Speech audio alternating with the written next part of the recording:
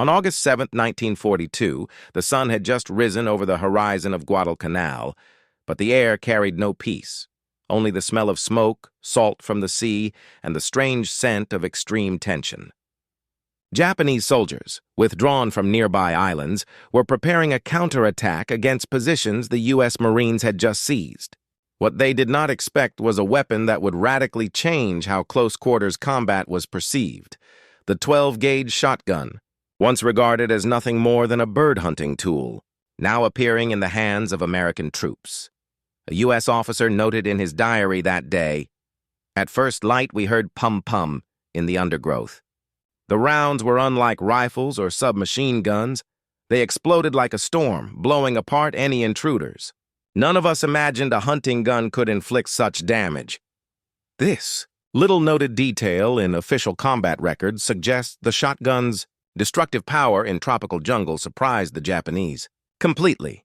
Why was the shotgun's appearance so shocking? For decades, the Imperial Japanese Army had prepared to fight Western powers, studying rifles, submachine guns, machine guns, and mortars. But it had never regarded the shotgun as a combat weapon. In their training manuals, the shotgun appears only as a hunting tool. There is not a single page on how to counter it. That fact creates a paradox. While the Americans shipped tens of thousands of shotguns into the Pacific, the Japanese had no doctrine to meet this weapon. The fighting environment on Guadalcanal was brutal. Tropical jungle, swamps, and small streams made observation extremely limited. Visibility was often no more than 30 meters. Those areas were ideal for ambushes, and the close-in night raiding tactics the Japanese had drilled for years relied on hand-to-hand dominance: slip in under cover of darkness, penetrate enemy lines, then use bayonet and knife skills to overpower opponents. In that context, a rifle or submachine gun still required aiming time, but a shotgun detonates at close range. The slam-fire capability of the Winchester Model 1897 allowed a Marine to fire multiple rounds in just a few seconds, each round containing 9 pellets, producing a wide kill zone in the brush. That completely upended Japanese calculations. Historical records note the U.S. Marines deployed roughly 25,000 Model 97s and 60,000 80,000 Model 12s to the Pacific Campaign, but it wasn't only numbers that mattered. It was how they were used. Initially, shotguns were issued to patrol squads, perimeter guards, and MPs. Troops trained at Camp Pendleton, California, Camp Lejeune, North Carolina, and Parris Island, South Carolina, learned to exploit the shotgun's close-range lethality, became familiar with slam fire, practiced clearing bunkers, jungle movement, and night patrols. Each gun came with limited ammunition, and soldiers had to learn to make every round count for defense and attack in the jungle. However, the tropical environment posed a major problem. High humidity caused paper hull cartridges to swell and sometimes fail to chamber. One soldier described, "We had to tap rounds in with a light hammer to seat them into the chamber, something you can't do in combat." It wasn't until March 1945 that the U.S. military switched to M19 brass hulls, which solved the swelling problem in tropical conditions, by which time many major battles like Iwo Jima were already over. The sense of urgency came not only from the weapon's lethality but from its sheer surprise. When Japanese troops entered patrolled areas, they did not expect the spreading blast of pellets that shattered formations and forced retreats. Japanese officers recorded that they had no specific countermeasures for the shotgun. Instead, defenses had been built to meet machine guns, submachine guns, mortars, or flamethrowers. That surprise was absolute. Though the shotgun's practical effectiveness was still limited by constrained ammunition, environmental factors, and the specialized tactics required to employ it. Americans came to see the shotgun not as a primary weapon, but as a tactical force multiplier. It was most effective in lead patrol positions, perimeter security, and for processing prisoners. As one Marine wrote, "If I meet the enemy at long range, I still want a rifle." The shotgun is good in the jungle, but it's not a main weapon. Against that backdrop, on August 7, 1942, when Japanese units advanced into the Alligator Creek area, just a few shotgun blasts caused chaos, yet decisive battles still depended on machine guns. mortars, and coordinated American firepower. This was the first clear proof that although shotguns could be trained and were highly lethal, they remained an auxiliary weapon. For Japanese soldiers, however, the shotgun's sudden presence was an unprecedented shock in close combat. Given all these factors, jungle terrain, high humidity, limited ammunition, and the weapon's surprise, the question arises, how could American troops employ the shotgun effectively in brutal fights? And what would happen to Japanese forces as they continued to face this unexpected weapon?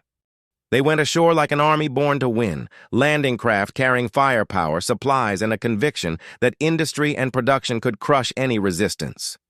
At sea, the U.S. fleet was gods in the sky to the enemy, not in a mythical sense, but in a practical one, because every aircraft launch and every falling shell shortened the distance between strategic intent and battlefield reality.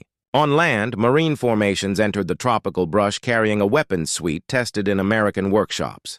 The M1 Garand rifle, the bar laying down a company's suppressive wall, Thompson's submachine guns for close assault, and alongside them, a tool that seemed surprising yet devastating when used properly, the 12-gauge shotgun. American strength lay not in individual guns alone, but in a system.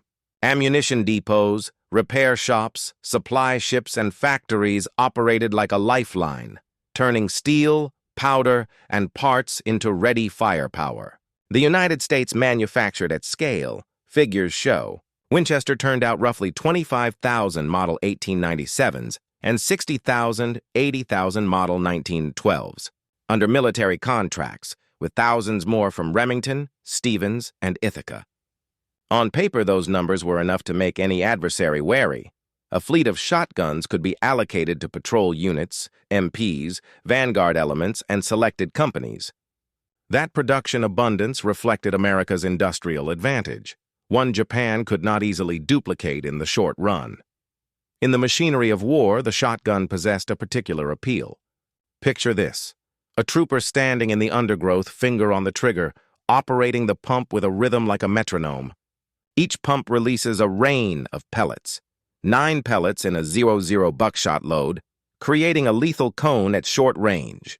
The Winchester Model 1897, with its slam-fire capability, no trigger disconnector, allowed a soldier to hold the trigger and cycle the pump continuously. In an experienced hand, 6 discharges in 2 seconds was not fanciful.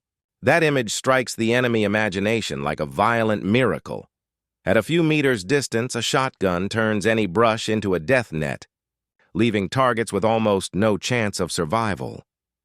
Legendary small victories in Marines' memory are sometimes linked to images of shotguns.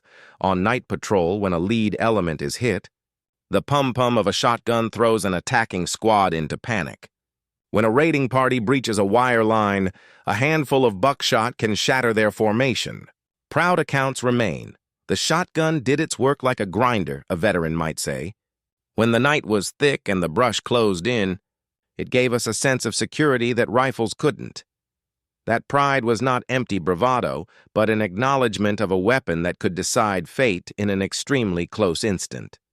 To draw a vivid contrast, on the other side were Japanese soldiers, trained in infiltration. Fighting spirit and close combat skill, like swordsmen honed to duel in the dark. By day, they were disciplined and tactically proficient.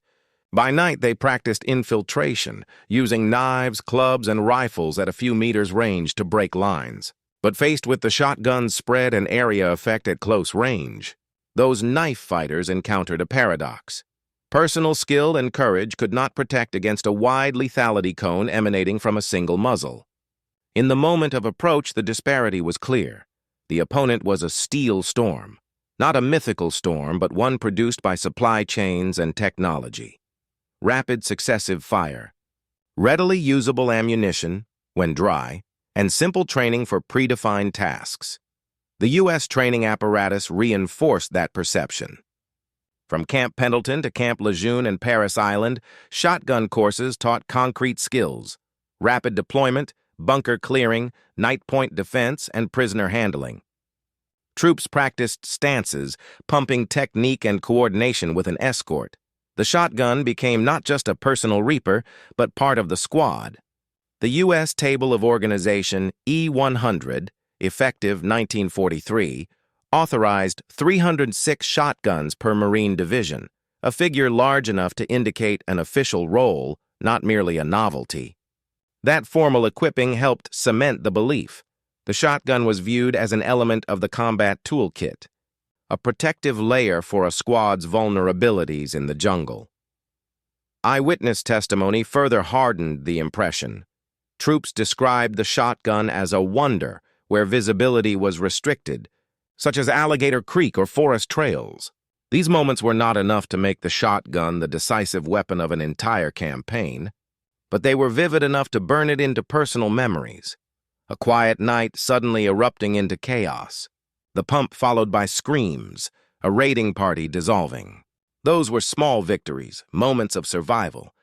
And with each such story, the shotgun was carved into memory as a secret trump card. But that confidence had limits. The shotgun excelled at close range and was weak at distance. It was a weapon for the instant, not for prolonged engagements. Its relative superiority only existed when many conditions aligned. Short sight lines, dry ammunition, sufficient resupply, and a squad that knew how to employ it. When one or more of those factors failed, the perceived dominance quickly shrank. Meanwhile, the scale of American firepower, artillery, aircraft, naval guns, remained what Japan truly feared. The gods in the sky and the heavy fire steel storm ultimately decided island fates, not individual shotguns. That sense of disparity, together with numbers and proud accounts, paints an initial picture. The shotgun as a phenomenon. Impressive, fearsome, able to change outcomes in an instant. But that picture is only a layer over a more complex reality. Wartime effectiveness is made of many components, and the shotgun, despite its impact, was only one piece. As conditions changed, wet cartridges, open battlefields, overwhelming coordinated firepower and logistics, that god could be relegated back to a supporting role. The question then becomes clear. As battlefield conditions shifted, how much would faith in the shotgun be worth? And could this weapon keep pace with a war whose foundation of victory was comprehensive firepower and relentless logistics? On November 20th, 1943, dawn broke over Batio Beach, Tarawa, revealing a scene nothing like what had been practiced in training. On the scorching sand, the waves erased the footprints once mapped out on tactical charts as American troops slowly but steadily poured ashore. With tens of thousands of Marines supported by artillery, they carried a combination the Japanese had never faced in reality: the combined power of firepower, technology, and coordinated strategy. For Japanese soldiers, who had believed that coral reefs and fortified positions would be impregnable, the sight was truly staggering. Previously, Japan had meticulously prepared for close-quarters assaults. Elite troops were trained in fighting spirit, overcoming physical obstacles with sheer will, and night raids using knives, clubs, and rifles. On many islands, they were ready to fight at ranges under 30 meters, believing close combat skill would overwhelm any mechanized American weapon. This confidence was based on prior victories. Units had infiltrated and overpowered Chinese forces, British units in Malaya, and Americans in the Philippines. All seemed to prepare them for a storm of spirit that individual American guns would not break. But that morning at Tarawa, all assumptions were challenged by an array of entirely new factors. First was the technological and tactical superiority of the Americans. Artillery and aircraft not only cleared the way, but provided continuous protection in the air and on the water. Marines moved through channels and coral reefs using landing vehicle tracked, LVTs, a vehicle the Japanese had considered impassable. The LVTs allowed the U.S. to reach the shore without becoming stuck on coral, shattering the belief that natural terrain could protect defensive lines. Alongside that, the 12-gauge shotgun appeared as an unpredictable factor for the Japanese. American troops wielded Model 1897 and Model 1912 shotguns, once seen as hunting tools, now a nightmare in the restricted visibility of jungle or darkness. From the Japanese perspective, this strange weapon delivered wide-area lethality and reached its maximum effect at ranges where they had believed they would dominate.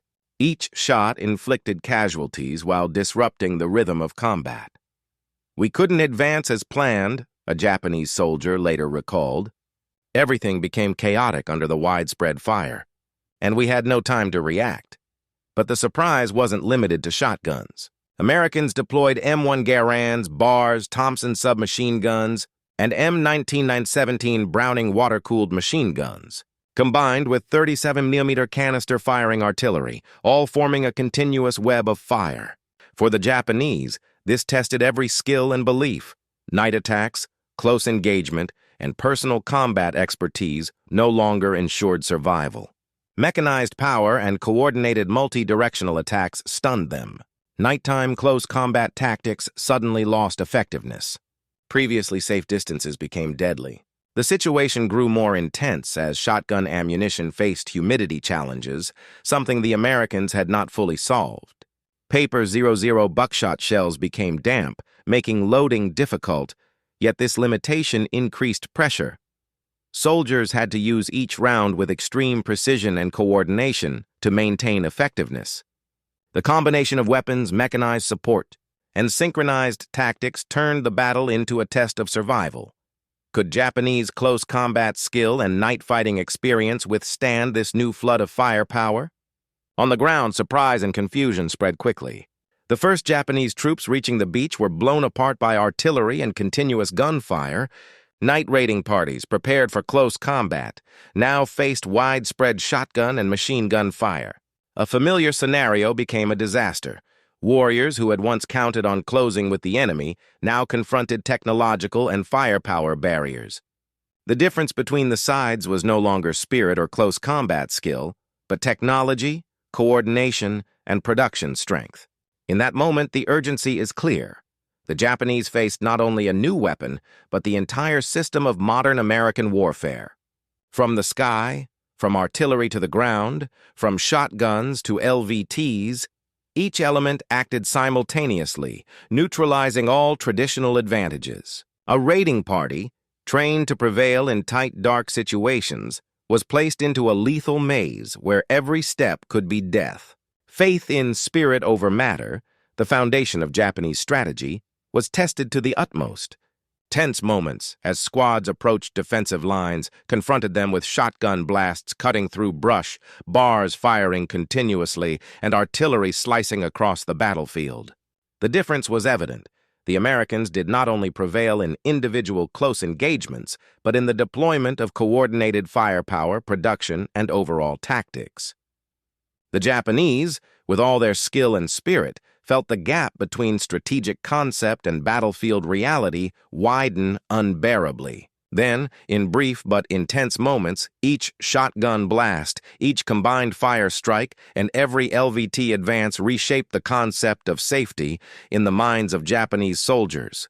The combination of speed, spread of lethality, and mechanized support left them bewildered.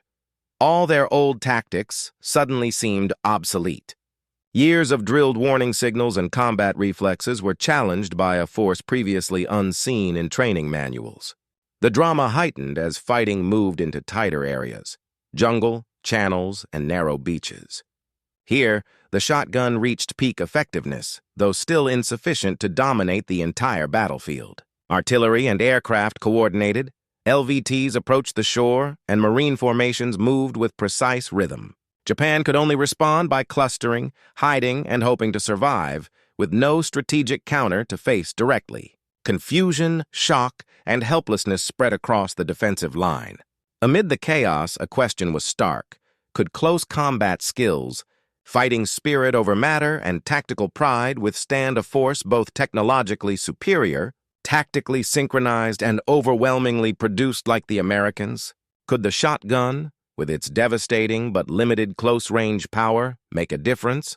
Or was it merely one component in the storm of modern warfare sweeping across Baitio Beach? In the collision between old beliefs and new technological power, the Battle of Tarawa opened a grueling chapter where assumptions about tactics and personal skill were weighed against cumulative strength. The Japanese, once confident in spirit and close combat, now faced a brutal reality they had never imagined. With a lingering question echoing, could they survive against the combined power of the Americans? Or would all their mental and physical preparation be rendered meaningless? On August 21, 1942, Tarawa River Beach, also known as Alligator Creek, became a vivid symbol of the brutal clashes on Guadalcanal. Early in the morning, thick fog clung to the ground, obscuring visibility and leaving only ghostly silhouettes of Japanese soldiers preparing for an attack. Colonel Kona Ichiki led 917 men toward the American base, advancing step by step with confidence drawn from months of training and prior victories. They had no idea that their preparation would soon be consumed in a sea of fire and shells. The Japanese soldiers, believing that spirit and close combat skill would triumph over material force, entered a battlefield unaware of the synchronized presence of M1917 Browning water-cooled machine guns, 37mm canister-firing artillery, and fully prepared American defensive formations. As they emerged onto the sand, American barrels opened fire in rapid succession. Machine guns roared, shells exploded like thunder, smoke and dust rolled across the field, and Japanese soldiers fell like grass in the wind. Within minutes of chaos, 789 of the 917 men had fallen, nearly wiping out the entire unit. Screams, gunfire, and explosions blended into a tragic symphony. Survivors scrambled for cover, but the beach had become a death trap. 12-gauge shotguns were deployed in small squads, firing into the brush where the Japanese sought to advance, spreading lethal fire over wide arcs, making any approach perilously dangerous. Yet the Tarawa River battle was not just a story of shotguns, it was a testament to the coordinated firepower of the Americans. Artillery, machine guns, and individual fire combined to create continuous protective coverage, rendering all Japanese night attack tactics ineffective. Fast forward to the Tarawa campaign at the end of November 1943, and the setting changed, but the pressure remained.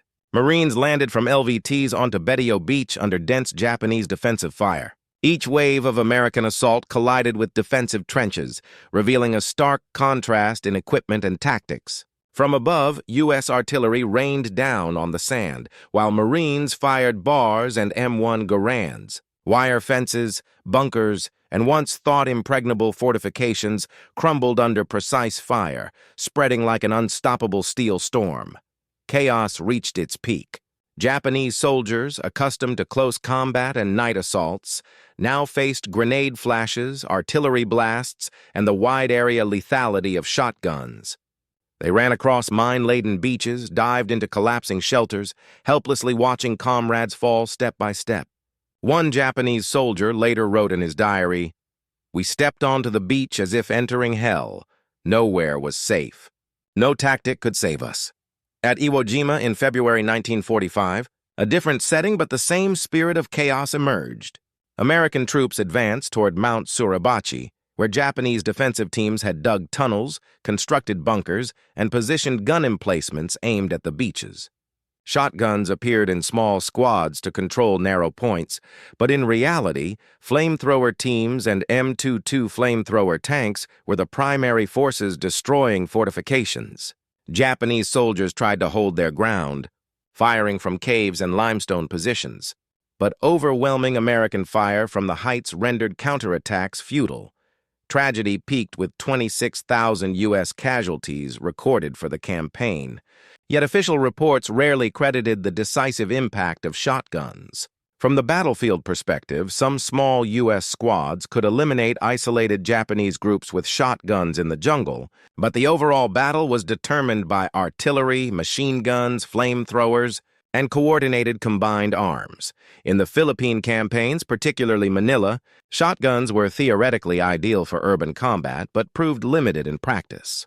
The Japanese defended with brick walls, barricades, and overlapping fields of fire, making direct approaches difficult. Americans relied on grenades, Thompson submachine guns, and flamethrowers to neutralize strong points.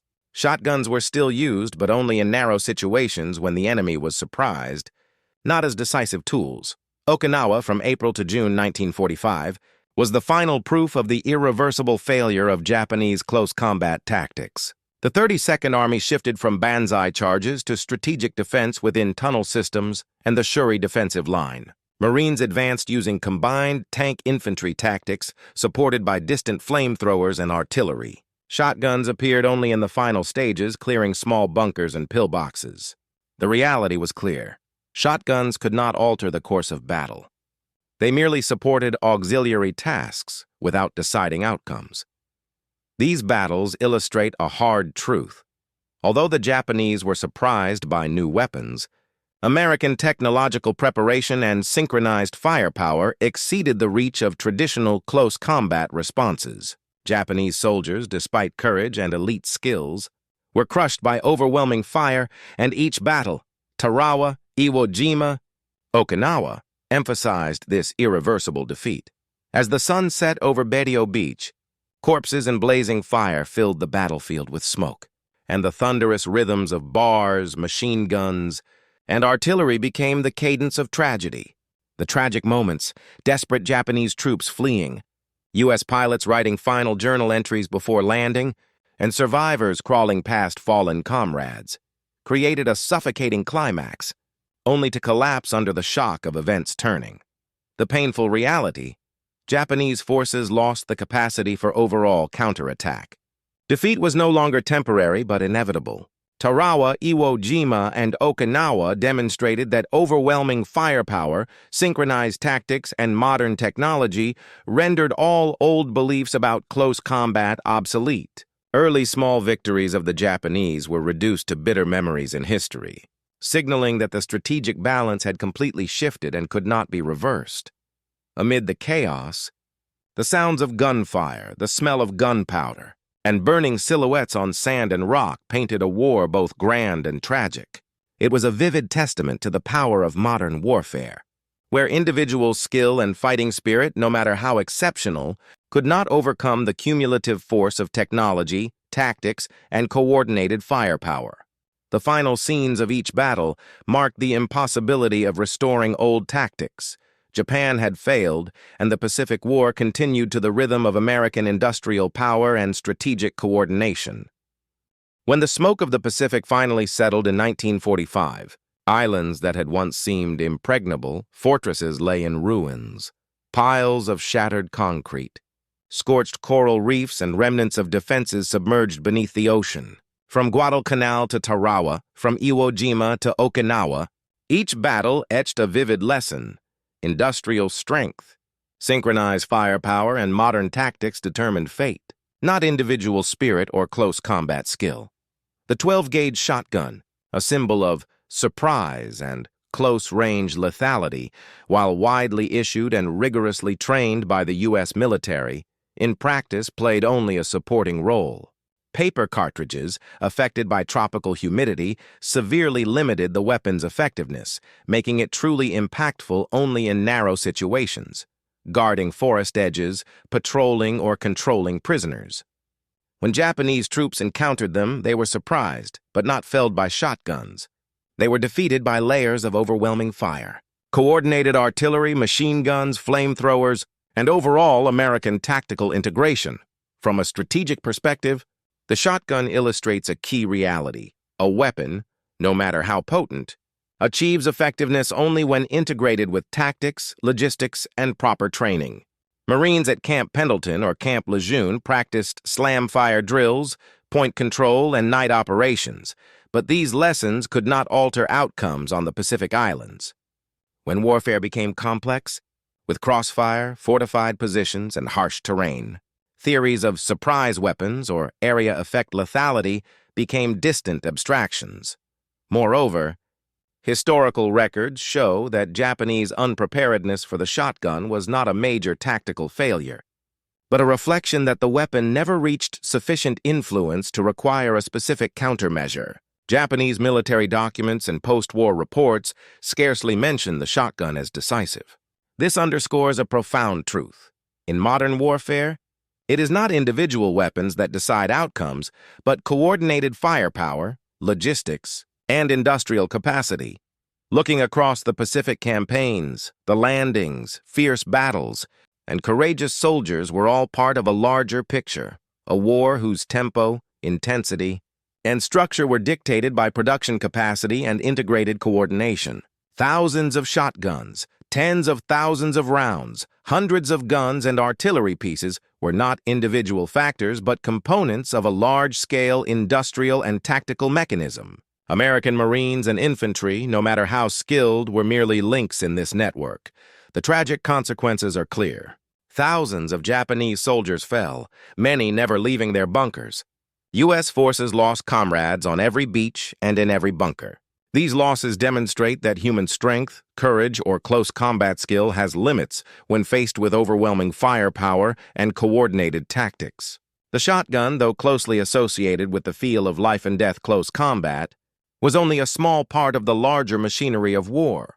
The legacy of the shotgun lies not in battlefield glory, but in the lesson about integrating technology, training, and tactics. After the war, the U.S. military recognized that a theoretically powerful weapon, incapable of addressing logistics, climate, terrain, and combined arms coordination, would always have limited impact.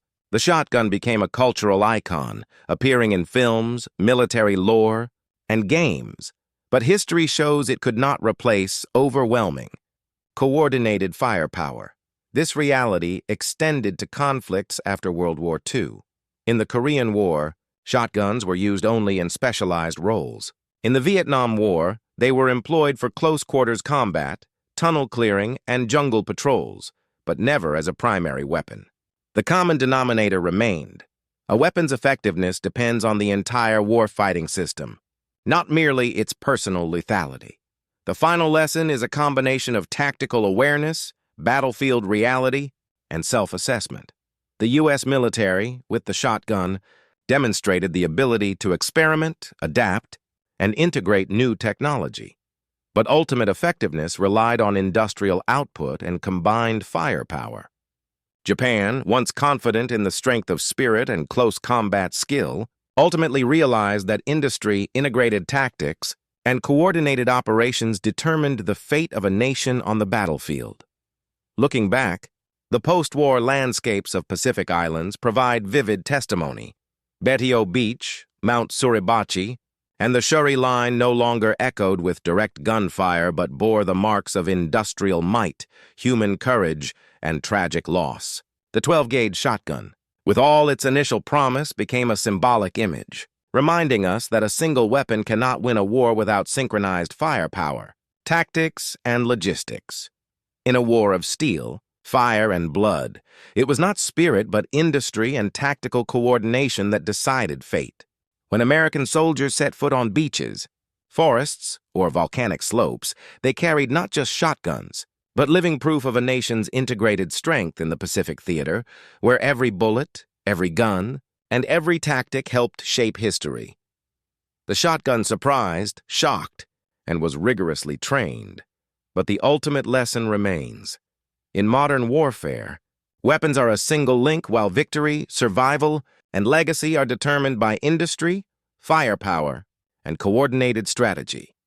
This is the enduring legacy and lesson, not only for past battles, but for future military thinkers, teaching that real power lies in the integration of people, technology, and the total warfighting system, not merely in the rifle carried by each soldier.